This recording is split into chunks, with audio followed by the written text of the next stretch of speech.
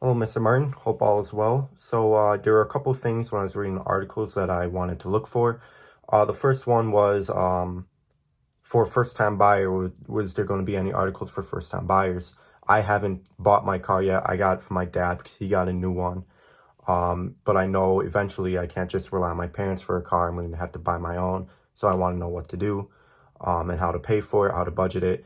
So I want to look for an article that dealt with that. The next thing that I was looking for was how to deal with dealers without getting trapped to a certain price or to a certain car, and how to know if the price is fair. If you're falling into a trap with a certain warranty, or what happens if the dealer goes under and now you have to pay for everything, and how to pay once you get the car. So those were the three things that I was looking for.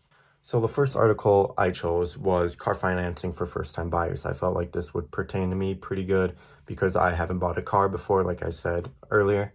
So the first thing that I found pretty interesting in the article is all the hyperlinks that it gives you. So it's all set out basically from how you would begin to search for your car, which was do your research, establish a budget, all the way into making sure that you make a down payment when you buy the car.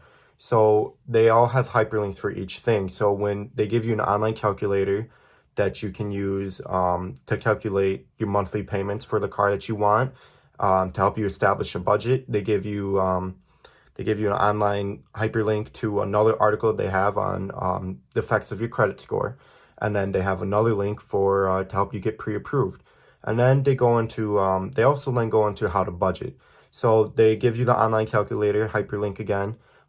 They'll show you your monthly payments based on your car, and if you make a down payment, they'll show you your annual percentage rates that you'll have on the car. And then they give you a bunch of links on how to help save for your car.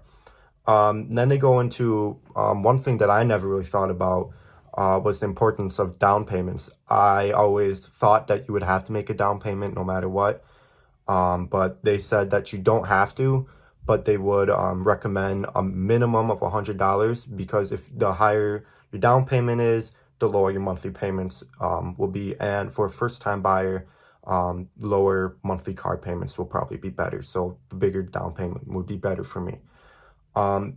So they also give you financial companies to help you out when buying the car, and then if you use an outside financial company, they'll replace their costs that they give you with the outside costs without a fee.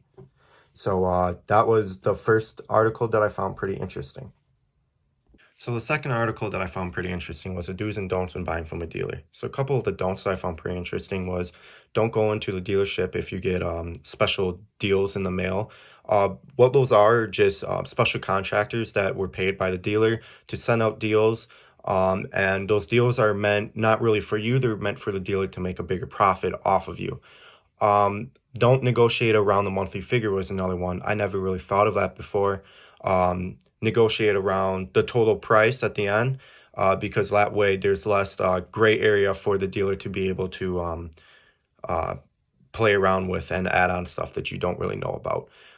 The next one is don't drive your car home before the financing is done. That one's pretty important because the dealer can call you back, say the financing fell through, and then make you negotiate with less desirable terms. And then another one is don't take delivery of the car if it needs work. If it needs work, and the dealer falls through, the car is now on you, and it can be very hard to find people to do work on that car, whereas before you could just went through the dealer. A couple do's that I found was pretty interesting was cross out any extras in the contract. Never really thought about that, but it makes pretty much a lot of sense. If you don't sign it, cross it out, because then the dealer can't mess around with that and add anything on. And another one was pay your down payment with your credit card. I always thought that you would want to do most stuff in cash, but if you do your credit card and the dealer falls through, you can then call back your down payment by dealing with your card issuer. So you have a higher chance of getting your money back. So the third article that I found pretty interesting was the Guide to Car Pricing Terms. In this, they go much way past the MSRP or the sticker price. So they'll start off by they tell you about the invoice. Earlier, it used to be pretty rare to be able to get the invoice price, but now most dealers would tell you what the invoice price is, but they tell you to not go based off of the invoice price because a lot of times there's behind the scenes deals that you don't know about. So not all the times the invoice price is true. The next one is their incentive program for low demand cars. If the car is in low demand, the dealer's going to want it off the lot, and they'll give you deals and incentive programs for lower price of your car. And the next thing that I found was pretty interesting was the holdback. So a dealer will get refunded from the manufacturer for the maintenance fee of the car and how long that it's on the lot. But also, if the car is on the lot for a short amount of time, they get more of a holdback. So if you know that the car hasn't been on the lot for that long, you can kind of base it off of that, knowing that the dealer will get a higher profit off of it. And you'll also know if the dealership is lying or not if they tell you they don't make money off of that car. And then the dealer adjustments. There's a lot of dealer adjustments for high demand cars. They'll add hundreds or to up to $1,000 to the manufacturer price for high demand cars. So those were the 3 articles that I found pretty interesting, and hope you stay safe.